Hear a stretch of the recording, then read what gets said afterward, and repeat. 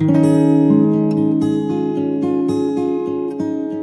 this is Michelle. Welcome to the Connected Calm Life podcast. Michelle, what's up? Yay! I'm so excited to be here. I love anything recovery. So this is a real treat for me. Yes, this is like gold. I'm so glad that we got connected. Tamar Me too. Introduced us. And if you haven't listened to that show, I'm going to put it in the show notes so you can go back and listen to Tamar's episode because it was dynamic. We talked about codependency. We may travel down that path again today. Who knows? Michelle, I know that you're in long-term recovery. Yes. Which fires me up. I just get like, yes. Well, tell me. You know what? It's funny because when I first started recovery, I thought, when I get 10 years, I'm going to be there. I'm going to have it all together. And then you get to 10 and you go, wow, this isn't what I thought. And then you get to 20 and you go, it's better, but it's not perfect. And then you get to 30 because I'm at about 32 years. And actually the process gets more and more humbling. Oh. Okay. I'm going to pause you right there. Yeah. Because I think you just brought up really like the segments of sobriety. And I always talk about, I believe that we find people who are tribe mates or they speak the same dialect. Yes. And I think it's a phenomenon about like at 5 years, you have an awakening like, oh, this isn't coming. I'm doing this, right. At 10 years, there's that reality check. At 20 years, I was falling apart. What was happening for you at 20 years? Similar. I was knee deep in my codependency and I was like, oh my God, now I have a whole other friggin' layer to do. I mean, I had started it, but I was in the thick of it. So yeah, I totally agree with you. Yeah. And then, so I just turned 25 and I am like, yes, thanks. I am riding the high right now. It's so good. Mm-hmm. So what happens at 30? Because you said it's a humbling moment. Like I want to hear a little bit about that. Well, I do think riding the wave, like you're talking about, because I had done enough work that I thought, wow, I'm actually understanding what serenity is. But yet at the same time, the ego I had in the beginning, because honestly, I think part of what happens in 12-step programs is we want that 10 years, we want that 15 years, because it tells people that we've kind of arrived, we're important, we're this, we're that. And I totally get that because we all are trying to matter. So when I came in, I thought I would matter more if I had X number of years in recovery. And I think when I started hitting 30, I was realizing, man, if I let that ego get to me, I'm screwed, because then I think I've had it. Now I'm hot crap. And that's just not going to help me, because then I'm in my will and not God's will. And, then my life doesn't go very well. Okay. You're speaking my dialect, right? I get so fired up about recovery. And when I meet other like-minded women, I just like, my heart just explodes. I'm like, yes. And you said my will versus God's will. And, a lot of my listeners, new in recovery, old in recovery, if you believe in the God or not, I call it the ocean of yum. Ooh, nice. Yeah. That's where I guide my people into the ocean of yum. And I want to kind of differentiate my will and God's will. How do you do that? What is that? What does that mean for you? So when I'm in my will, I am not open to suggestion. I'm really thinking I have the answer. So I do into my life, which isn't necessarily bad all the time, but I'm not open to, I don't have control of the outcome. Whereas if I'm in God's will or higher power's will or universe will, whatever you want to call it, I'm open to, I'm going to do the footwork, but I have no control of the results. So I'm more relaxed because I'm not stressing myself into feeling like everything is my responsibility, because it's not. Do you have a story that you could share around that? Oh, yeah. Oh yeah, come on. So I think this was like 3 years ago. I have a house in Tahoe that I rent, and I rent it during the Christmas holidays. And that's the most important time to rent. So I don't know. I was just there. Oh, yeah. Oh, and all that snow. It was beautiful. Yeah, I'll bet. Oh, stunning. It inspired me to want to go back, which I'm typically like, I don't want to be in cold. I want a vacation in Mexico on the beach. But it was so, I had like this, oh, this is so nice. It's gorgeous. Okay. So you have this place. Go ahead. So I don't know why, but I was looking at my calendar on VRBO, and I realized I had double booked someone for Christmas. Worst thing, I'm like, and as a codependent, I felt hugely responsible. I'm ruining their Christmas. Oh my God. So what do? I tell the person, right? And he's flipping out, super rude about it, whatever. But, I get his point. It's terrible. So I say, I am going to find you another place. So I find him another place, pay $3,000 for it. Ouch. Yeah. Ouch. But, I'm accountable. I have to make amends for my mistake and fix it. I do all of this. And this is probably in about an hour and a half's time. I book the place. I tell him all about it. And then I look back at my calendar and realize I did not double book after all. So I did all of that. And you know what? It was a huge wake-up call for me because I realized I wasn't present. I let my anxiety run amok, and I didn't slow down and say, you know what? Let me take a breath. Let me pause. I didn't do that because I ran on pure fear of, oh my God, I'm ruining somebody's Christmas.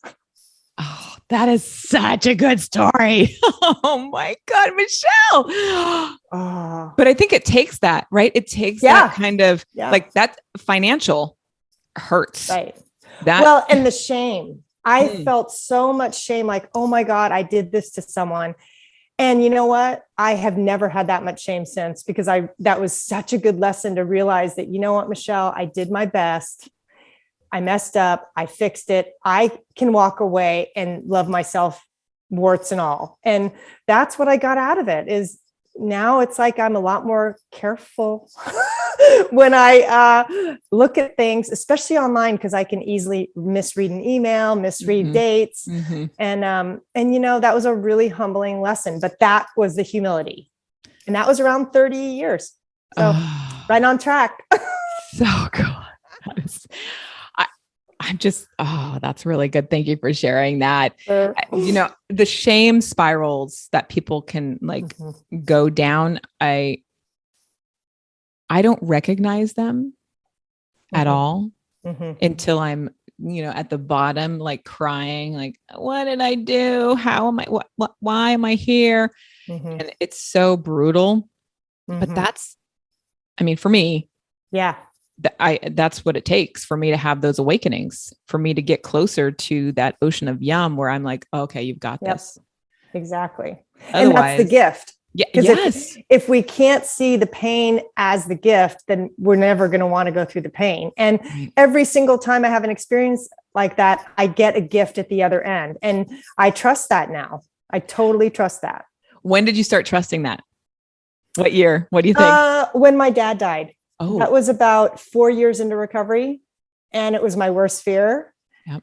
But living through that fear made me realize that, you know what, I'm going to be okay no matter what. And I had my tribe. So that got me through it. It's so true. Having a tribe, having the community. Oh, it's a freaking godsend. Yep. So you just mentioned codependency. So I want to bring that into our conversation because I didn't know about this topic. I didn't know about this because I don't have I don't identify as a codependent person. Yeah. I'm very solo. I'm doing it. I got it. I'm going to go on my own trail here. Yeah. And about 4 years ago, I got into a relationship, and I got to tell you, it was kind of codependent. I was like, what is going on here?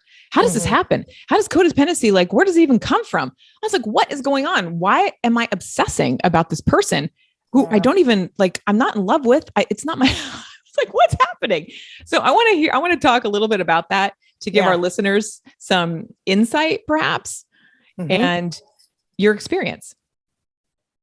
Yeah. So for me, codependency is a relationship pattern where we focus on others at our own expense.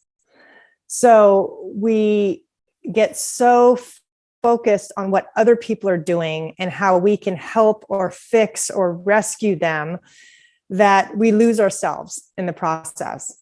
So being happy gets dependent on what other people feel, what other people think of us versus how we feel within ourselves. So we don't have a solid sense of self. And that was very apparent when I hit 13 years in recovery, because that's when I started going back to Al-Anon and doing the deal. And I realized, oh my God, I am literally looking outside of myself for my worth instead of looking in. And, that messes up a lot of stuff, because your self-esteem is like the wind, and it changes every second versus having a solid foundation, which is what I realized I needed to build. Okay. So when I was in this situation a couple years back, and I was trying to fix, I was trying to fix them, and rescue those two. And I had never even thought about this. Never even came up. And I remember having a conversation with a mentor, and they had me do some writing around it. And the truth started to get revealed, I needed more in my life. I needed validation because I wasn't getting it from someone. And I was looking for that validation, like, oh, you're doing so great. Lane, you're so awesome. Thanks so much for helping me. Right. Like, I was looking outside to get that sense of validation. And after I came to this conclusion of, oh, this is what codependency is, like this, I don't want to do this. This is not, no. Right. It really kind of, I got back on my path. Like raising my flag and being a trailblazer, and being in my lane. Like I got really clear that my happiness, my self-esteem, my sense of self-worth is dependent on my relationship to that ocean of yum that I always talk about. So this happiness idea, which is so good, I think a lot of people in recovery suffer because they get into these, entangled relations, and, they're like, oh, but they're not doing what I want them. And then that affects them. And then they're not happy. And then they go into that shame spiral, and it's a disaster. Right. And so how do we change? Well, I think the hardest thing for the person who's codependent realizing these issues is we have to get the focus off of other people and back onto us. I can't make other people be with what I want them to be. I have to do it myself. And that's where codependency, there's a lot of different symptoms, and it looks different on different people, which is why some people miss it. So some people might relate to being super responsible, and they're the first ones to volunteer, and they're super dynamic, and they're very assertive. But the other style, and actually this assertive style, can seem somewhat controlling. So this is the codependent that tells you what they think you should do, versus the other type of codependent, to me, is like the people pleaser, who tends to just stop right there, because somebody's truck got stolen and they're reporting it to us right now. Okay. I'm going to just hang on. I'm so sorry. No, it's okay. It's okay. It'd be great if you can edit it, then we can just keep going.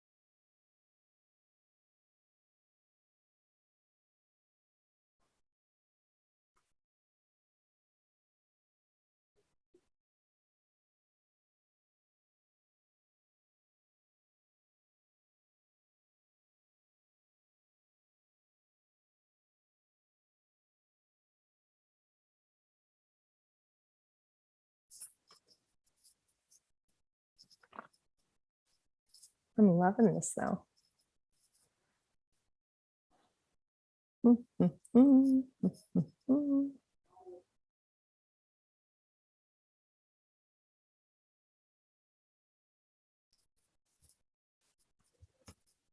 There's been so many break-ins. Oh, because you're in San Francisco.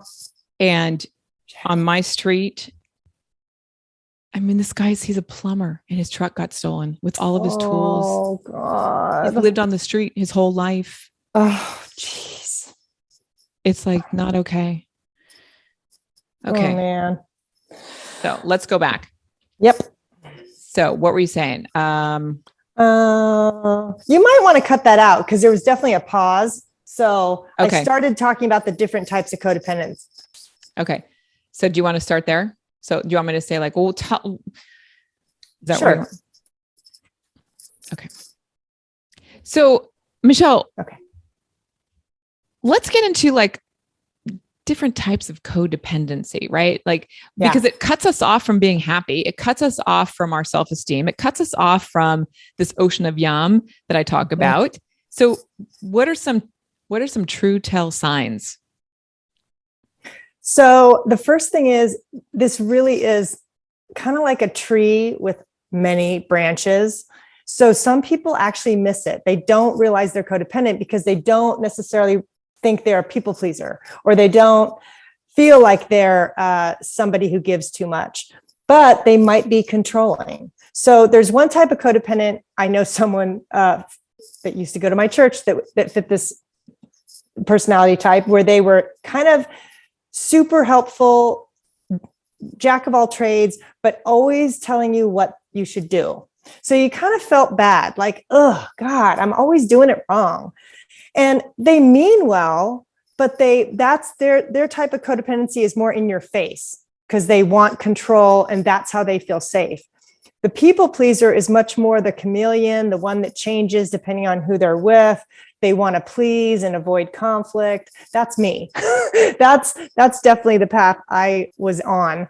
And those people tend to recognize their codependency a little bit faster because they really are looking for validation outside of themselves. Whereas the controlling codependent feels like they have the self-esteem, thinks they have it, but really gets frustrated when they're not acknowledged, when people don't do what they want them to do. So they have their own issues. But again, those are two totally different types of people. Two different types of people completely. Yeah. I would be the controller for sure. Yeah. If I was suffering from this. I'm so grateful that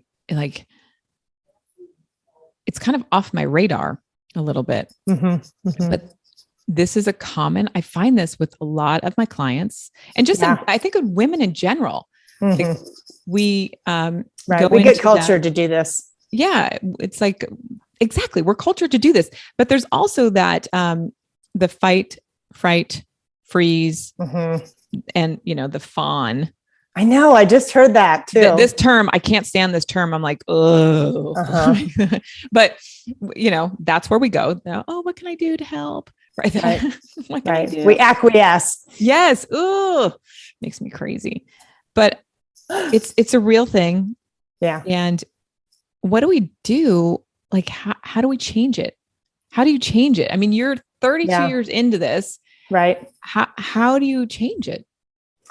So I had to get to the point where I hit a bottom with seeking approval. And it was many years in my codependency recovery, honestly, before that happened. So I was still working on stuff, but I was working on my codependency, really working to better my relationships. I wasn't ready to really look at myself yet. I mean, I was looking at my relationship patterns and all that, but I had a friendship crash and burn, and that woke me up. And that made me realize, holy crap, I'm doing it again. I'm depending on someone else to feel good. And that was a huge aha moment. And so then all my work became about how do I really focus on building my own self-esteem and taking that focus off of other people, whether that's validation, whether that's rescuing, whether that's helping, and really putting it back to me and saying, okay, what do I need? What do I think? What boundaries do I need to set? And that's honestly probably the biggest hurdle in codependency recovery is to get that focus off of them and onto us, because we don't want that. We want to stay connected. We don't want to look inside and see ourselves. See, I'm like twitching. I'm like, how come you don't want to see, like, why, how is that possible? Like, because I like, you want to be connected to somebody else. So I think what I'm hearing is that you have to redirect your attention to yourself. Yes. To feel empowered and happy. Yes. Right. Like, so that becomes the work of a codependent, is like redirecting the attention. Yeah. And it feels really foreign because we're so used to getting that approval or that using the relationship to feel good that it feels really weird to go, oh, how do I feel good without somebody? Because a lot of people, their codependency shows up in they're good as long as they're in a relationship. Oh, but if they're not in a relationship, they tank. Oh, I can't even imagine that. See, I can't, my brain does not think like that at all. I'm just like, what? But I know so many people, this is, again, we're cultured into it. Absolutely. 100%. And isn't that a blessing that you don't relate? In some regard, it is. It really is. But on the other side, I'm like, but I could help so many more people if I did. But no, I don't need one more thing that I can help people with. I have you, Michelle. You can help. You're helping people now, even by identifying with the controlling part and being able to be super responsible part, because some people are going to recognize themselves in that. This is true. Yeah. Sometimes that control thing, when I become too controlling, I know I'm out of alignment. Like but that took a long time for me to get there. Yeah. I mean, I was probably 20. Yep. 22, maybe. Yep. Where I was like, oh, Jesus, I have a control problem. Like this is I'm out of control because I'm controlling too much. Yeah. And my happiness was in the tank, like bottomed out. Like there was nothing full about that. So, last month I was talking about happiness. This month I'm talking about happiness because I think it's so important for women to use happiness and practice happiness. And I believe it's a skill. I don't think it's something that we just know how to do. And true. I think we need to be taught how to be happy. And I've talked about this before, how, when we're children, we're dumped off in the sand pit, and, we watch other kids, dump the sand, and we learn from them. Like, this is how we play. We see the other child laughing, and then we start laughing, right? We model, right, this play idea, but we don't like happiness is like some obscure, what is that? Happy? This is an emotion that I just think about people in recovery. It's like, am I happy? I don't know. Because how many of our parents showed us how to be happy? Were they happy? If you don't see it, you don't learn it. That's it. So we have to learn how to be happy. We have to learn how to recognize it. We have to learn how to celebrate it. So how are the ways, or how do you identify when you're happy? Well, I can feel it. But I remember when I was raising my son, I was an at-home mom for like the first 14 years. And I don't regret that. That was really important for me. But I remember being super tired when he was a baby. And my happy place was Starbucks. We would go to Starbucks and I would get a friggin' latte. And it was little things like that that made me happy until I could get to the bigger things, but just that watching 90210 when that used to be popular. I mean, yes! and 30 something. I mean, it's just, or having a connection with a girlfriend that was really meaningful. Now that would spark my codependency at times, but still there was a joy in that, or going to a meeting and feeling like, oh, I totally get everybody in this meeting. So there were little things that I like to say as moments of happiness. That's so true. Oh, I get so happy sometimes watching a TV show. 90210, that was a sober show for me. I used to just binge on that. I'd be like, I can't wait till Wednesday night. It's going to be on Wednesday night. I got to watch it Wednesday night. Like, this is really craziness, right? Yeah, that's funny. And I like this idea of going to Starbucks. And were you drinking with your kid, or is your kid seeing you only sober? Well, my addiction was from food. So a little bit different. I've never been much of a drinker. I mean, I drank a little bit in high school, but it always made me really sick. And my dad was an alcoholic, so I knew that really wasn't the path I was going to go down. But I had food issues from day one. So I already had my addiction well before teens. So that was, for me, I got sober with the food when I was about 21. But again, that's not a perfect process either, because you have to deal with it every day. So I always share that I live in long-term recovery from alcohol, drugs, and Snickers bars. And people always think like, what are you talking about, Snickers bars? But that's no joke. Food is a beast. And yeah, especially in AA recovery. Yes. All those cookies, and people tend to gain weight. It's super common. Yeah.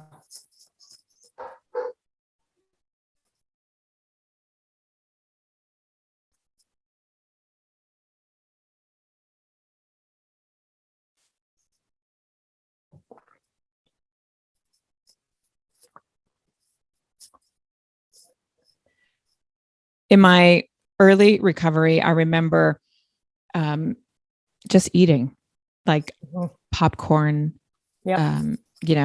cookies, chocolate cake. I've talked about chocolate cake before on the show, back with Catherine Just, and how I had a choice between drinking or eating chocolate cake, and I chose to eat a chocolate cake. Right. But that later became like my nemesis, eating, like really, it was too much. Right. I'm so sorry. Can you hear all the dogs? It's totally okay. I do. Are those your dogs or just they're neighbors? My dogs, but they're so loud. So this is going to be such an edited show. It's so annoying to me. I can't even handle it. Oh. Okay. And it distracts my thought, right? So I'm like, sure. No, I totally get it. So sorry. But this episode, I'll cut it and it'll be great. So I'm going to come back. Come back. So thank you for sharing about your food and going through that process of putting that in alignment with yourself, because it's hard, eating 3 times a day, figuring out your food program or how you want to eat and how you don't want to eat. It's really challenging, but you have one kiddo? Yes, one. So your recovery he's been in your recovery. You got sober before he was born. Found recovery. Yeah. Yeah. So I have that same story where my kid has never seen me out of my mind. Yeah. Hungover or binging on Snickers bars. Oh my God. I can't even imagine. I'm going to go back to Starbucks and that happy moment. Okay. Because I think that's important to just identify like what makes you happy. Right. Right. We forget like what makes us happy. Well, and we don't think about the little things. We think of, oh, if only I had a relationship, if only I had a better job. It's like, those are big things. What can you do today to feel happy? What are those little things that make you smile? Because that to me is where the serenity is. So true, Michelle.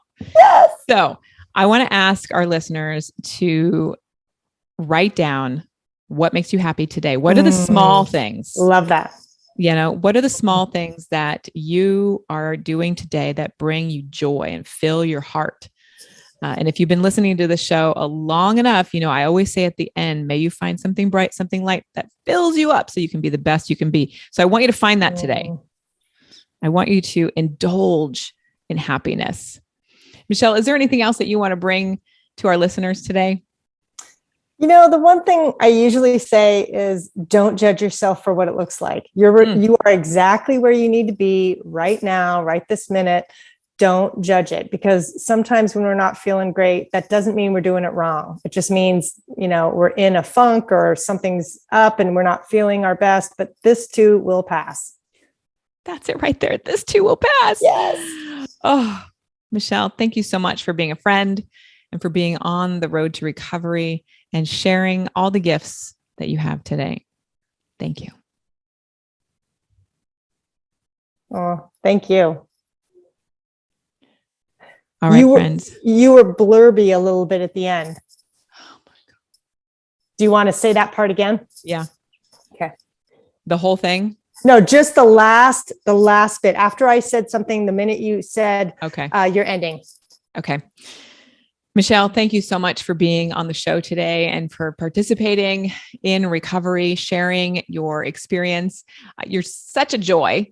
And where can our listeners connect with you and find you?